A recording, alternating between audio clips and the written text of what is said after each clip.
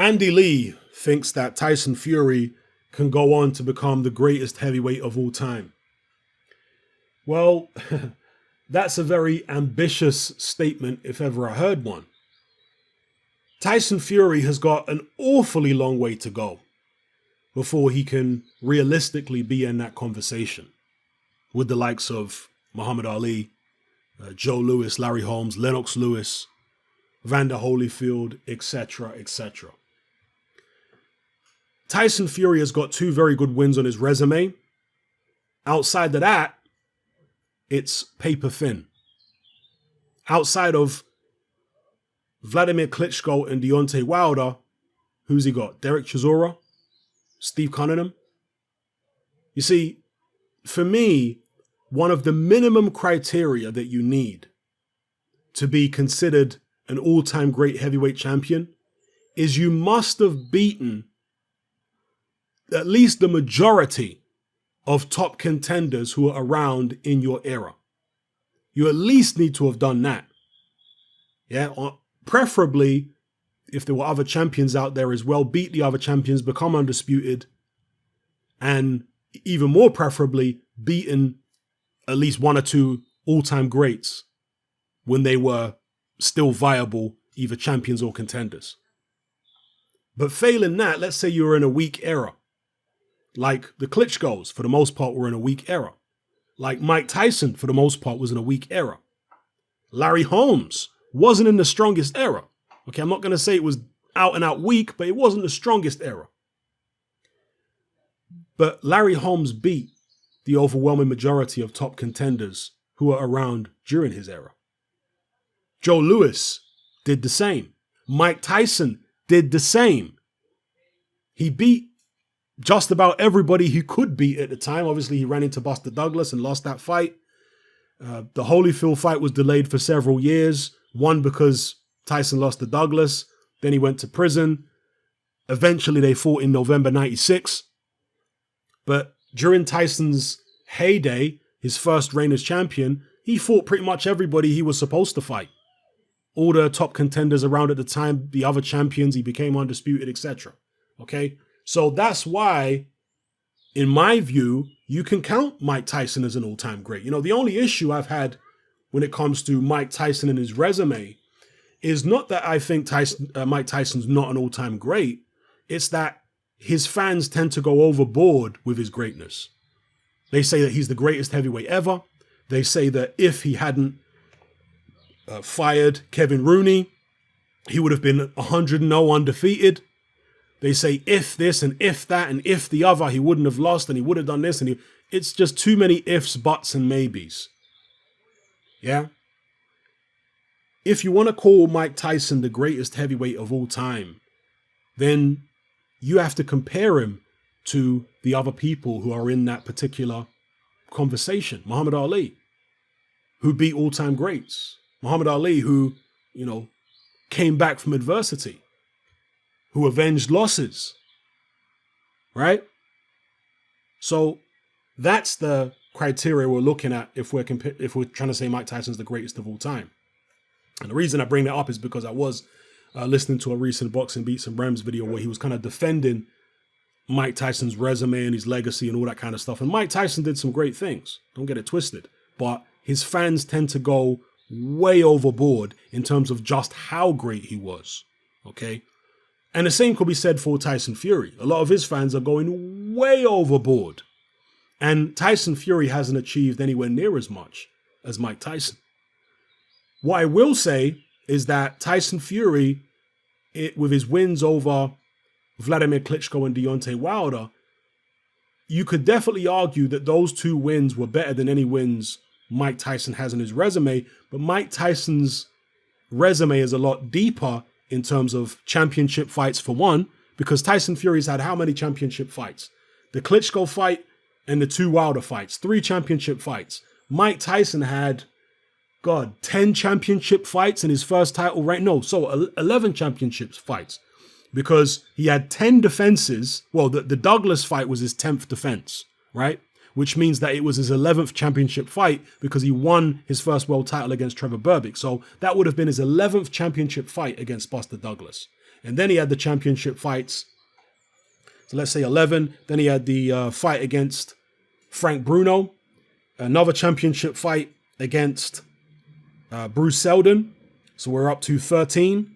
Then he had the 2 championship fights against Evander Holyfield. 14, 15. Then he had the championship fight against Lennox Lewis. So it should be 16, there or thereabouts. Wake me up when Tyson Fury has had that many championship fights. Because when you've had that many world title fights, it means you've been fighting contenders, other champions, former champions, so on and so forth. This is how you build an all-time great Hall of Fame resume. You don't do it by beating 2 good champions and then sailing off into the sunset. No, at least not by my standards. No, not by my criteria. That's not how you call yourself one of the greatest heavyweight of all time. Because that's a very, very, lofty thing to aspire to be or claim to be, is the greatest of all time. If Tyson Fury is actually going to achieve that, then he's going to have to do what AJ suggested. Because AJ said Tyson Fury shouldn't retire anytime soon. He should fight Dylan White. He should fight Andy Ruiz. He should fight AJ, of course. He should fight Dubois. He should fight all of these other contenders and top heavyweights. That's how you can then call yourself the greatest of all time. That's what Muhammad Ali did. That's what Larry Holmes did. That's what Joe Louis did. That's what Lennox Lewis did. Lennox Lewis, I think, had 17 world title fights. 17, right? And among those world title fights, he fought people like Evander Holyfield. He fought Vitaly Klitschko. He fought, it wasn't a world title fight, but he fought Ray Mercer. He fought, that was a 10-rounder actually. He fought Shannon Briggs. He fought David Tua. He fought Razor Ruddock in an eliminator, and Razor Ruddock at the time was still widely regarded as the best heavyweight in the world outside of Mike Tyson. He fought former world champion Tony Tucker. He fought Frank Bruno. I mean, Lennox Lewis fought a lot of people. He fought Zelko Mavrovich, who was a good fighter at the time. I think I mentioned David Tua already. Hasim Bratman twice. Mike Tyson, of course. So Lennox Lewis fought a hell of a lot of people.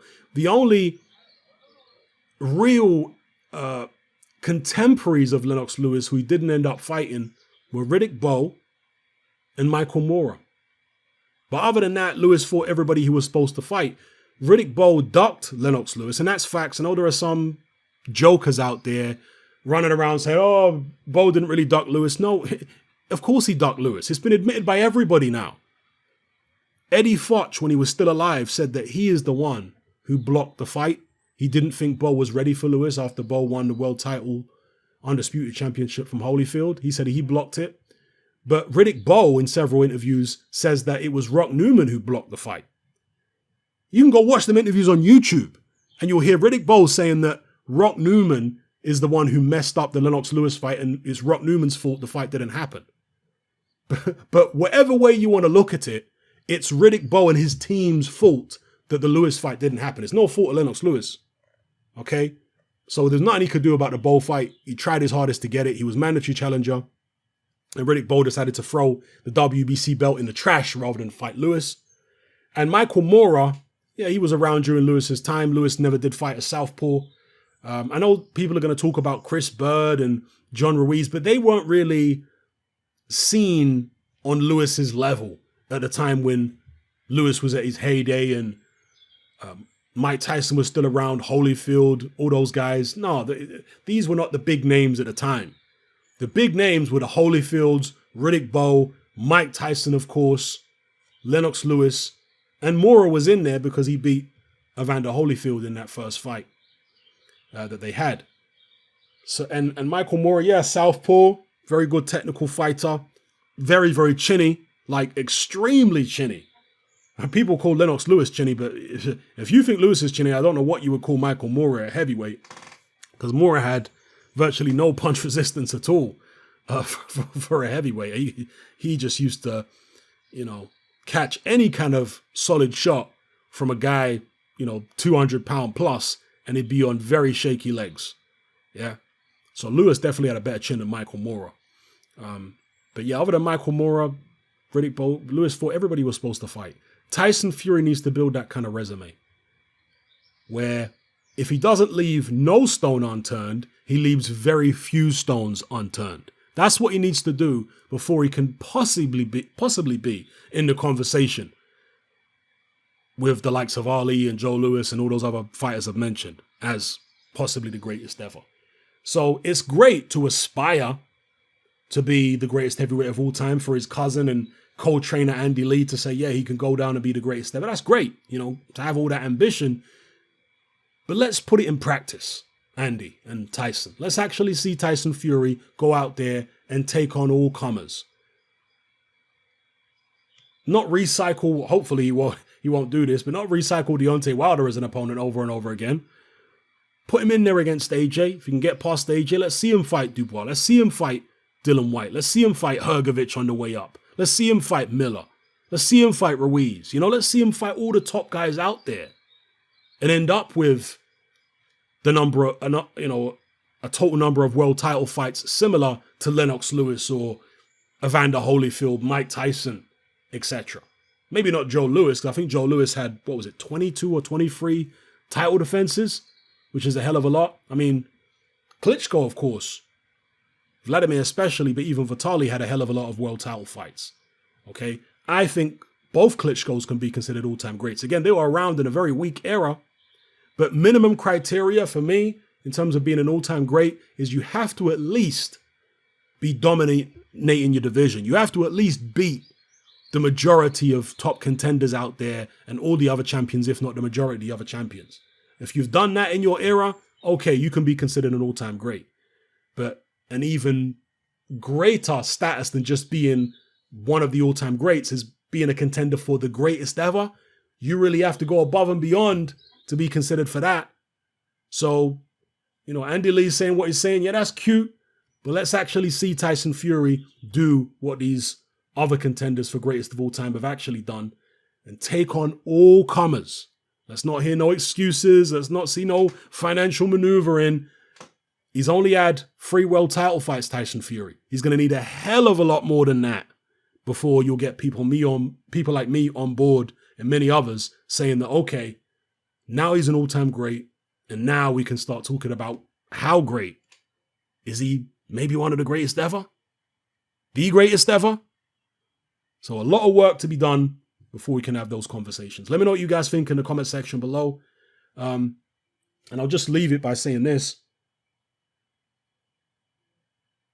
There have been many fighters over the years who looked like they were going to go on to greatness.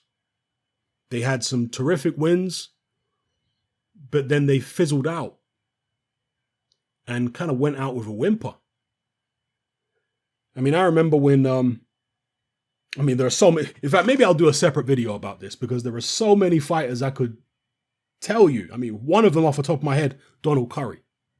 Donald Curry in his day was pound for pound number 1.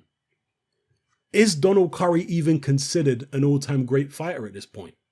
He might be in the Las Vegas Hall of Fame or whatever you want to call it, but in general conversations, is Donald Curry considered to be one of the greatest fighters of all time, one of the greatest welterweights of all time even? Generally speaking, I would say no. But at one time, that's how people were looking at Donald Curry. Pound for pound number 1, and, the boxing press and fans alike couldn't speak highly enough of him, or couldn't speak more highly of him. Excuse me. So what happened to him? Lost to Lloyd Hunnigan, lost to Mike McCallum, and it all went downhill. Now, I'm not saying that's going to happen to Tyson Fury, but we can't give him the benefit of the doubt based on assumptions. In boxing, the only place that anything counts is in the ring. Everything else is just opinions and speculation. Hype talk and trash talk. Right? The only place it counts is in the ring. So let's see Tyson do it in the ring. Until he does it in the ring, then all this talk about him going on to be the greatest is just talk. It doesn't mean anything. Anyway, let me know what you guys think in the comment section below. It's happening, I'm out. Join me on Patreon. I upload a minimum of 2 podcasts every single week, covering a wide variety of controversial topics, as well as live stream Q&A sessions. Take a look on screen right now at some of the podcasts I've produced so far. For just $3 a month, the equivalent of about £2 a month, you get access to all my new podcasts and my entire back catalogue of past podcasts, including my popular Confessions of a Nightclub Bouncer series. You can listen on your computer or on your smartphone or tablet by downloading the Patreon app from the Google Play Store or the App Store for free. The Patreon app also allows you to download each podcast in MP3. For less than the price of a cup of coffee, you get access to dozens of hours of exclusive content. It's easy to sign up, there's no contract, and you can cancel at any time. So come and join our community of free and critical thinkers by signing up with me here on Patreon today.